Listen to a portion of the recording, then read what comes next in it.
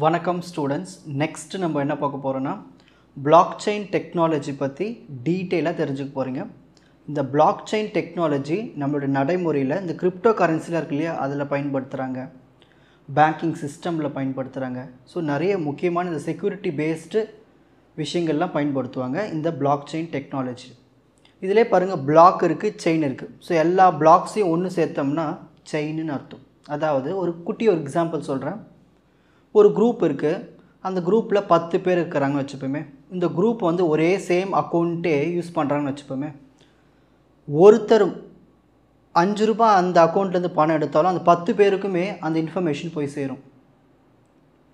ஒருத்தர் ஒரு 8 ரூபாய் வந்து அந்த அக்கௌண்ட்டில் போடுறாங்கன்னா அது அந்த 8 ரூபாய் விஷயம் வந்து எல்லா அக்கௌண்ட்டுக்குமே போகும். இவங்க வந்து 8 ரூபாய் போட்டிருக்காங்கன்னு. இதுதான் நம்ம பிளாக் செயின் டெக்னாலஜின்னு சொல்கிறோம். ஸோ இதை நம்ம சேஞ்சும் பண்ண முடியாது. ஒன்ஸ் அப்டேட் ஆகிடுச்சுன்னா அந்த இன்ஃபர்மேஷன் எல்லாருக்குமே போயிடும். ஓகேங்களா? ஸோ இதுமாதிரி பிளாக் செயின் டெக்னாலஜி இந்த பேங்கிங் சிஸ்டம்லாம் பயன்படுத்துவாங்க. ஸோ இது ஒரு செக்யூரிட்டிக்காக. ஓகேங்களா? யாரும் எதுவும் மாற்ற முடியாது இல்லையா, யாரும் பொய் சொல்ல முடியாது இல்லையா. பணம் எடுத்ததை ஒரு 10 பேரில் குரூப்பில் ஒருத்தர் வந்து அவங்களுடைய அக்கௌண்ட்லேருந்து பணம் எடுத்துட்டாங்கன்னா அந்த 10 பேருக்கு இன்ஃபர்மேஷன் போகும், நம்ம குரூப்பில் இவங்க தான் அந்த பணம் எடுத்தாங்க. ஸோ இந்தமாதிரி பிளாக் செயின் டெக்னாலஜி தான் நம்ம டீட்டெயிலாக பார்க்க போகிறோம். ஃபர்ஸ்ட் இதோட டெஃபினேஷன் பார்க்கலாம்.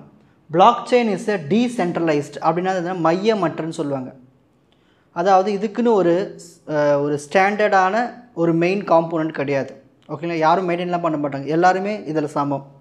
So decentralised distributed ledger technology that record transactions across multiple computers so that the recorded data cannot be altered retroactively. ஒரு கம்ப்யூட்டரில் ஒரு டேட்டாவை நம்ம இன்சர்ட் பண்ணுறோம்னா அதே குரூப்பில் இருக்கிற மற்ற கம்ப்யூட்டர்ஸில் அந்த டேட்டா வந்து மாறிட்டுருக்கும். ஓகேங்களா? டிரான்சாக்ஷன்ஸ் எல்லாமே.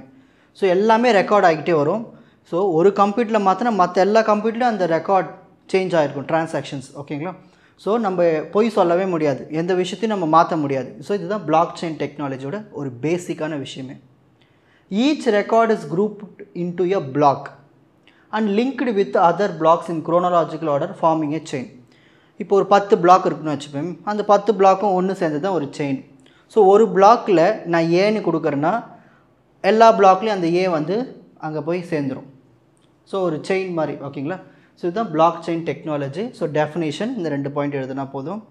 நெக்ஸ்ட், ஏன் இந்த பிளாக் செயின் இம்பார்ட்டன்ட்? நான் சொன்ன விஷயங்கள் தான் திரும்ப வரப்போகுது. Decentralisation, remove the need for a central authority. அதாவது இதில் யாரும் சென்ட்ரலாக இருக்க வேண்டிய அவசியம் இல்லை. இப்போ கவர்மெண்ட்டில் தலையிட வேண்டிய அவசியமே இல்லை, பேங்க்கோ கவர்மெண்ட்டோ. ஸோ ஏன்னா ஒருத்தர் இதில் மிஸ்டேக் பண்ணாலும் எல்லாருக்குமே அது ரிஃப்ளெக்ட் ஆகிடுதுல. ஓகேங்களா? ஸோ அதுதான் டீசென்ட்ரலைசேஷன். யாருமே இதில் வந்து சென்ட்ரல் அத்தாரிட்டி கிடையாது. So remove the need for the central authority. Transparency.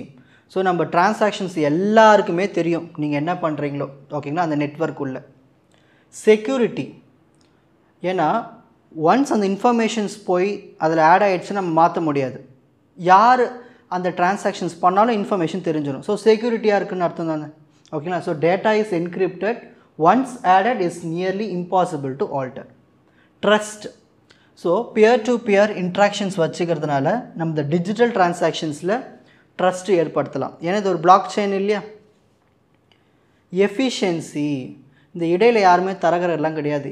Reduces intermediaries, paper work and time for transactions. So transactions அதுவே பார்த்துக்க போகுது, அதுவே அப்டேட் பண்ணிக்க போகுது, பிளாக் செயின் எல்லாருக்குமே தெரிய வைக்க போகுது. ஸோ இந்த டைம்லாம் நம்ம குறைச்சிக்கலாம். ஹவு பிளாக் செயின் ஒர்க், இது எப்படி ஒர்க் ஆகுது? ஏ டிரான்சாக்ஷன் இஸ் ரெக்வஸ்டட். முதல்ல ரெக்வஸ்ட் போகும். ஓகேங்களா? இந்த கிரிப்டோ கரன்சியில் நம்ம கொடுப்போம் இல்லையா, சென்ட் பண்ணுவோம் இல்லையா மணியை. The transaction is broadcast to peer network of node. So இது எல்லா நோடில் இருக்கையும், அதாவது ஒரு நெட்வொர்க்கில் எல்லா நோடுக்குமே அந்த ரெக்வஸ்ட் போகும். The network validate the transaction using consensus algorithm. So முன்னாடியிலேருந்தே பயன்படுத்திட்டு வருவோம். ஓகே, எல்லாராலையும் இந்த அல்காரிதம் வந்து ஒரு டீம் இருக்குன்னா அந்த டீம் இருக்கிற எல்லாருமே இது ஒத்து போகிற அல்காரிதமாக இருக்கும். ஓகேங்களா? ஸோ ஸ்டார்டிங்லேருந்தே இது எல்லாருக்கும் ஒரு கரெக்டான அல்காரிதம் படி சொல்லுவோம், அதான் கன்சென்சஸ் அல்காரிதம். ஸோ அந்தமாதிரி அல்காரிதமை வச்சு அந்த நெட்வொர்க்கு வந்து அந்த டிரான்சாக்ஷன் செக் பண்ணும். ஓகேங்களா? வேர்ல்டில் மோஸ்ட்லி யூஸ் பண்ணுற அல்காரிதமாக இருக்கும். ஓகேங்களா? Once verified the transaction is combined into a block with others. So ஒரு பிளாக்கில் அந்த டிரான்சாக்ஷனுக்கான வேலிடேஷன் வந்த உடனே ஓகே இந்த டிரான்சாக்ஷன் வேலிட் வந்த உடனே அந்த செயினில் போய் சேர்ந்துடும். ஸோ அந்த இன்ஃபர்மேஷன் எல்லாருக்குமே போய் சேர்ந்துடும். ஓகேங்களா, இப்படி தான் பிளாக் செயின் ஒர்க் ஆகுது. ஸோ ஒவ்வொரு பிளாக்குமே மற்ற பிளாக் கூட ஆட் ஆகிட்டு ஒரு ஆர்டராக ஆகிடும். ஓகேங்க, குரோனாலாஜிக்கல் ஆர்டர். ஸோ அந்த பிளாக் செயின் இப்போ அப்டேட் ஆகிடுச்சு, இன்ஃபர்மேஷன் அதில் வந்து சேர்ந்துருச்சு. இது எதுவுமே நெட்வொர்க்கில் போய் என்ன பண்ணும், டிஸ்ட்ரிபியூட் பண்ணி விட்டுரும். ஸோ இப்படி தான் இந்த பிளாக் செயின்லாம் ஒர்க் ஆகுது. Working principle of blockchain. First one, cryptographic hashing.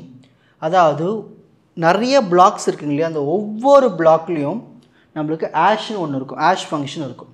ஓகேங்களா, அதாவது ப்ரீவியஸ் பிளாக்கினுடைய ஹேஷ் வேல்யூ என்னவோ அதே தான் அடுத்த பிளாக்குக்கு இருக்கும், அடுத்த பிளாக் இருக்கும். ஸோ இப்படி இருக்கும்போது எல்லாத்துக்கும் என்ன இருக்கும், ஒரு குரூப் ஃபார்மேஷன் இருக்கும், செயின் ஃபார்மேஷன் இருக்கும்.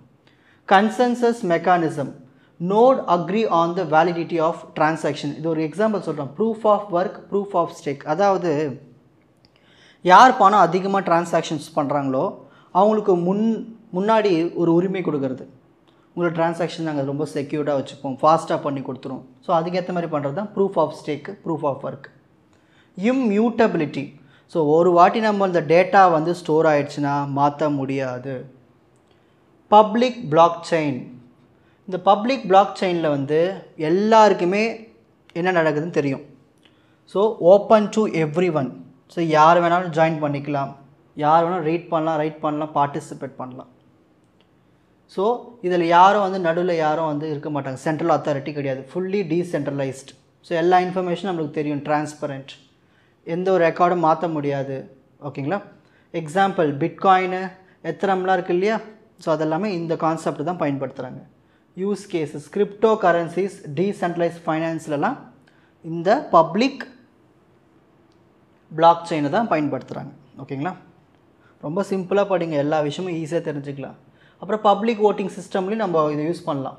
ஏன்னா பப்ளிக் ஓட்டிங் சிஸ்டமில் வந்து எல்லாமே ஒரு லிங்கில் தான் இருக்கும். ஓகேங்களா, ஸோ ஈஸியாக இந்த பப்ளிக் ஓட்டிங் சிஸ்டம்லேயும் நம்ம வந்து இந்த பப்ளிக் பிளாக் செயினை பயன்படுத்திக்கலாம்.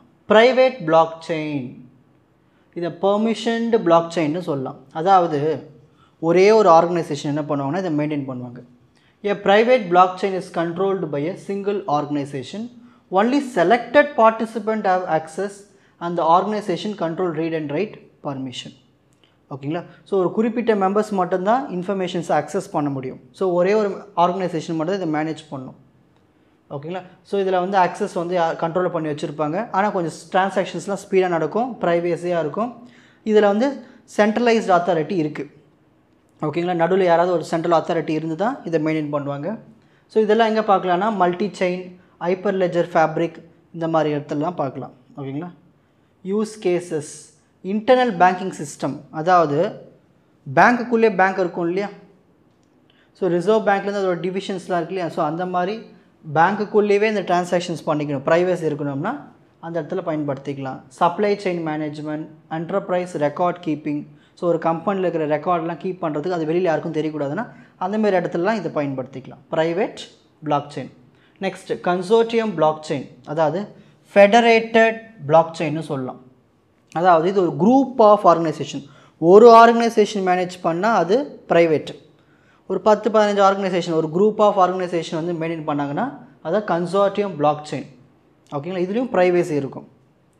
பார்ஷியலி டீசென்ட்ரலைஸ், அதாவது ஒரு 10 பேர் மேனேஜ் பண்ணுறாங்க இல்லையா, அதாவது அது பார்ஷியலி டீசென்ட்ரலைஸ்ன்னு சொல்லலாம்.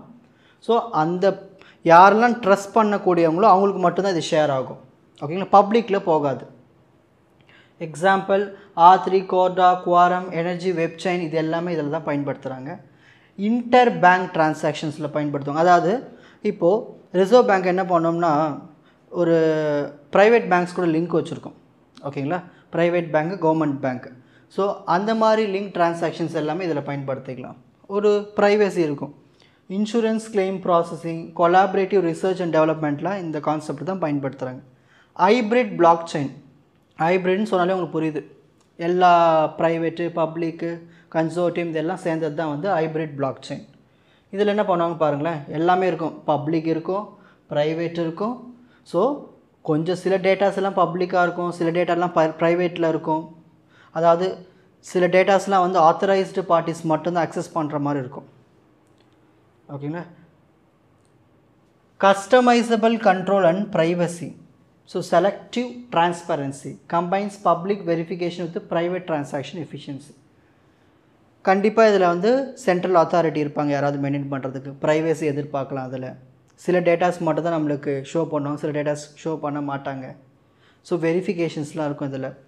Example IBM food trust, dragon chain, இதில் எல்லாமே இந்த கான்செப்ட் தான் பயன்படுத்துகிறாங்க. Enterprise solutions requiring both transparency and privacy. So இப்போ ஒரு கம்பெனியில் சில டேட்டாஸ் எல்லாம் வந்து எம்ப்ளாயீஸ்க்கு தெரியலாம், சிலது தெரியக்கூடாது இல்லையா? ஸோ அந்தமாரி கான்செப்டில் இதில் பயன்படுத்திக்கலாம். Health care data sharing, real estate, இது எல்லாமே இந்த கான்செப்ட் தான் பயன்படுத்துகிறாங்க. ஸோ உங்களுக்கு ஈஸியாக புரியணும்னா இந்த மாதிரி ஒரு டேப்லர் காலமில் நீங்கள் படிச்சுக்கலாம். ஸோ ஒரு பப்ளிக்காக இருக்கும்பொழுது, பப்ளிக் பிளாக் செயின் இருக்கும்போது யார் வேணாலும் அக்சஸ் பண்ணலாம், ஓப்பன் டு ஆல். ஸோ யாரும் வந்து சென்ட்ரல் அத்தாரிட்டி பண்ண மாட்டாங்க. கிரிப்டோ கரன்சியில் தான் இதெல்லாம் பயன்படுத்துவோம். ப்ரைவேட்டாக இருக்கும்போது அக்சஸ் பண்ண முடியாது, ரெஸ்ட்ரிக்ஷன் இருக்கும். யாராவது ஒருத்தர் சென்ட்ரலில் மெயின்டைன் பண்ணுவாங்க. பிஸ்னஸ் சம்மந்தப்பட்ட விஷயங்களில் பயன்படுத்திக்கலாம். கன்சார்டியம், ஸோ ரெஸ்ட்ரிக்ஷன்ஸ் கொஞ்சம் குறைவாக இருக்கும். ஒரு குரூப் ஆஃப் என்டிட்டிஸ் தான் வந்து மெயின்டைன் பண்ணுவாங்க. பேங்கிங் செக்டர், சப்ளை செயின் கொலாபரேஷனில் பயன்படுத்திக்கலாம். ஹைப்ரிடாக இருக்கும்போது இந்த ஓப்பனும் க்ளோஸ்டும் சேர்ந்த மாதிரி இருக்கும். யாராவது ஒருத்தர் மெயின்டைன் பண்ணலாம், இல்லை ஒரு குரூப் ஆஃப் ஆர்கனைசேஷன் மெயின்டைன் பண்ணலாம். இது வந்து என்டர்பிரைஸ் பப்ளிக் டிரான்ஸ்பரன்சி எல்லாமே பிளெண்ட் ஆகிருக்கும் இதில். So benefits of blockchain. எதனால் இந்த பிளாக் செயினை பயன்படுத்துகிறோம்? இடையில் எந்த ஒரு தரகரும் கிடையாது, இன்டர்மீடியட் கிடையாது. டிரான்சாக்ஷன்ஸ் காஸ்ட்டை குறைச்சி கொடுக்கும். ஈஸியாக ஸ்பீடாக டிரான்சாக்ஷன்ஸ் நடக்கும். அதனால் ஃபாஸ்டர் டிரான்சாக்ஷன். ஆட்டோமேஷன், தானே வேணாகும் எக்ஸிக்யூட் ஆகும் ஆட்டோமேட்டிக்காக. ஸோ வென் கண்டிஷன்ஸ் ஆர் மெட். ஸோ கண்டிஷன்ஸ் எல்லாம் பர்ஃபெக்டாக இருந்துச்சுன்னா தானாக அதோட ப்ராசஸை முடித்து டிரான்சாக்ஷன்ஸை முடித்து நம்மளுக்கு கொடுத்துரும். ஸோ இந்தமாதிரி விஷயங்கள் தான் இந்த பிளாக் செயினை பயன்படுத்துகிறோம். ஓகேங்களா? ஸோ இந்த பிளாக் செயின் கான்செப்ட் இருக்கிறதுனால தான் நிறைய டிரான்சாக்ஷன்ஸ்லாம் சேஃபாக நம்மளுக்கு நடக்கும். உங்களுக்கு இந்த கண்டென்ட் ஈஸியாக புரிஞ்சிருக்கும்னு நினைக்கிறேன். வாட்ச் அதர் எபிசோட்ஸ் இன் த appropriate playlist. Four G silver academy strength success directive. வணக்கம்.